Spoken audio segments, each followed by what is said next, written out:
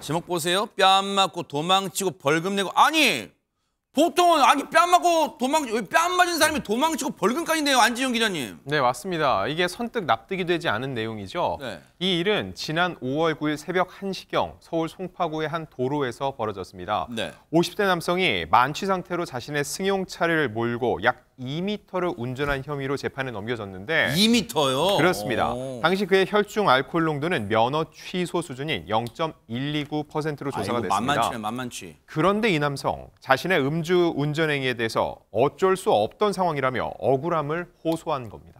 아니 음주 운전을 했다는 건 자기도 인정하면서 뭐가 억울하다는 걸까요, 이담 아나운서? 아까 제목에 뺨 맞고 도망치고가 있었잖아요. 네. 이게 어떻게 된 일인지 제가 설명을 해드리겠습니다. 네.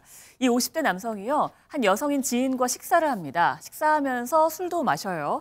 그러니까 대리운전을 불렀습니다. 네. 대리운전 불러서 이 여성을 집 앞까지 데려다 줍니다. 네. 대리기사는 차에서 내렸고요. 이 여성과 이 남성은 한 2시간 정도 차 안에서 시간을 좀 보냈다고 해요. 네. 뭐 이야기도 하고 그랬겠죠. 네. 그 이후에 이제 여성은 집에 가야 되니까 또 남성도 집에 가야겠죠. 그러니까 또다시 대리운전 기사를 호출을 합니다. 네. 그런데 별안간에 어떤 남성이 갑자기 다가와서 뺨을 때리더라는 겁니다. 어머나. 그러니까 이 모습을 보고 대리운전 기사는 이 일에 휘말리고 싶지 않잖아요. 어허, 그러니까 그냥 네. 갑니다. 대리운전 기사 갔어요. 네. 그리고 어떤 남성이 본인을 폭행을 하죠. 그러니까 차에 타서 이 남성이 본인이 도망을 가려고 2m 정도, 3초 정도 운전을 했다는 겁니다. 아하. 그러니까 이 남성은 나는 긴급 피난, 정당 방위로 운전을 한 것이다. 한마디로 어쩔 수 없는 상황이었다라고 이야기를 하는 겁니다. 이게 진짜 보기 드문 상황, 해괴한 상황이에요. 그러면 차근차근 저 말이 사실인지 짚어봐야 될 거 아니에요, 전예현 평론가님. 그러면 진짜로 갑자기 등장해서 깍이로 뺨을 때린 그 남성은 누구예요, 그러면? 그런데 보통 낯선 사람이 와서 자기 뺨을 때린다면 항의하겠는데 이 남성 왜 도망이 갔을까요? 이 남성과 같이 있던 여성, 이 두 사람은 불륜 관계였고 그리고 갑자기 등장한 이 이 남성은 바로 이 여성의 남편이었던 겁니다. 더군다나 이 상황이 일어난 장소 바로 이 여성의 집 앞이잖아요. 이 남성이 본인의 차로 이 여성을 집 부근에 대리운전 기사를 통해서 데려다 줬고 그 안에서 뭐 대화도 하고 단련한 시간을 보낸 것 같은데 그 장면을 본 남편이 나타나서 불륜 관계를 목격하고 뺨을 때린 것으로 이렇게 추정이 됩니다. 그래서 이제야 여러분도 그러실 거예요. 손뼉을 치실 거야. 그래서 뺨 맞고 도망치고구나 하실 것 같아요. 근데 음주운전 같은 경우 긴급 피난으로 무죄가 나오는 경우가 종종 있습니다. 어허. 이런 경우 예를 들어서 고가도로 위를 차 가고 있는데 대리기사가 그냥 가버렸어요. 어머나. 고가도로 위에 차를 세워놓고. 네.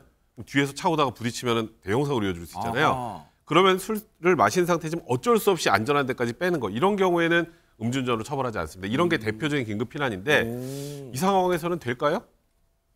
이 남성 입장에서는 긴급한 내가 상황이었을까요? 죽을 수도 있겠구나 하는 생각을 할 수 네. 있었을 텐데 문제는 그 당시 상황은 뺨을 맞고 더 때리려고 하는 상황이 아니라 그냥 약간 멈춰 있는 상황이었어요. 아하. 그럼 현재 아주 긴급한 위난 상황은 아니고 또 둘째는 이제 재판부의 표현이 좀 재밌는데 꼭 음주운전 안 하고도 도망갈 길 있잖아요. 뛰면 돼요. 아하.